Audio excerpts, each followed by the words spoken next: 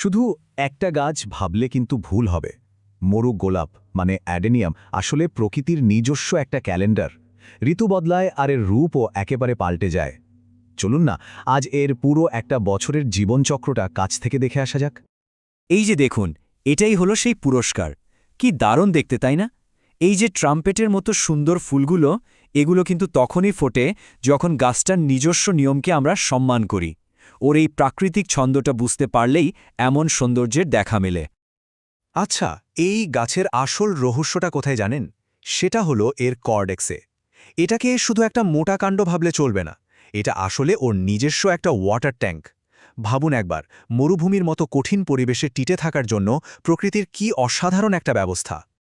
একটা সুস্থ অ্যাডেনিয়াম গাছ পাওয়ার মূল মন্ত্রটা কিন্তু খুব সোজা। এর জীবনটাকে দুটো ভাগে ভাগ করে দেখতে হবে। একটা হলো অফুরন্ত প্রাণশক্তির সময়, আর অন্যটা হলো গভীর বিশ্রামের। আর মজার ব্যাপার হলো এই দুই সময়ে এর চাহিদাগুলো কিন্তু একেবারে আলাদা। তো চলুন প্রথমে কথা বলি এর অ্যাক্টিভ সময়টা নিয়ে, মানে বসন্ত আর গ্রীষ্মকাল। এই সময়টাতেই মরুগোলাপ যেন নতুন করে জীবন পায়, জেগে ওঠে। আর ঠিক তখনই ওকে সঙ্গ দিতে হয় সঠিক যত্ন দিয়ে। তো এই বাড়ার সময়ে ওর প্রথম আর প্রধান চাহিদাটা কি? সূর্য। একদম ঠিক, নামটা শুনলেই তো বোঝা যায়, তাই না? মরুভূমির গাছ, তাই রোদ তো ওর প্রিয় বন্ধু হবেই। ব্যাপারটা এমন যেন গাছটা সারাদিন ধরে সানবাথ নিতে চায়, তাই বাড়ির সবচেয়ে রোদ ঝলমলে জায়গাটা ওর জন্য রাখতে হবে। দিনে অন্তত ৭-৮ ঘন্টা সরাসরি রোদ পেলে ও একদম তরতাজা থাকে। গরমকালটা ওর জন্য সবচাইতে আনন্দের সময়।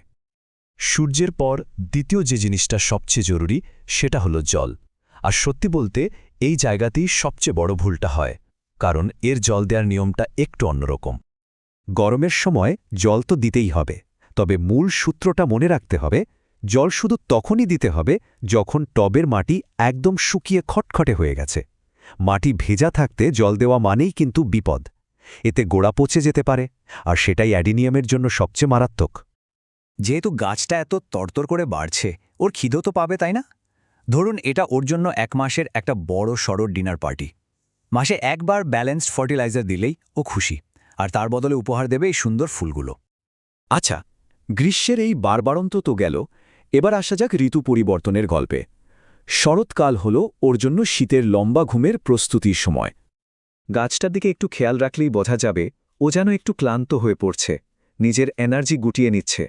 ঠিক যেমন আমরা দিন শেষে বিশ্রামের জন্য তৈরি হই, ও শীতের আগে নিজেকে প্রস্তুত করে।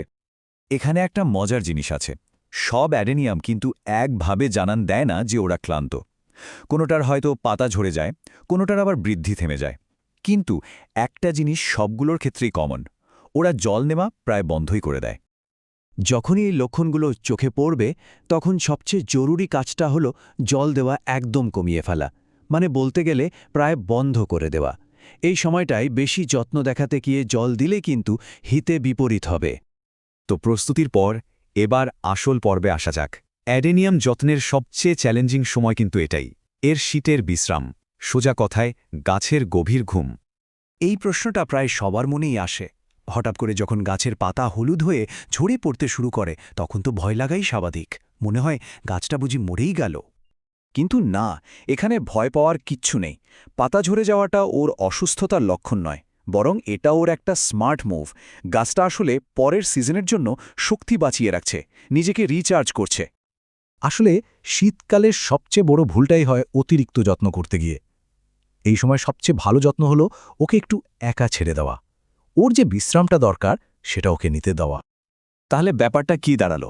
শীতে কি করতে হবে আর কি করা যাবে না?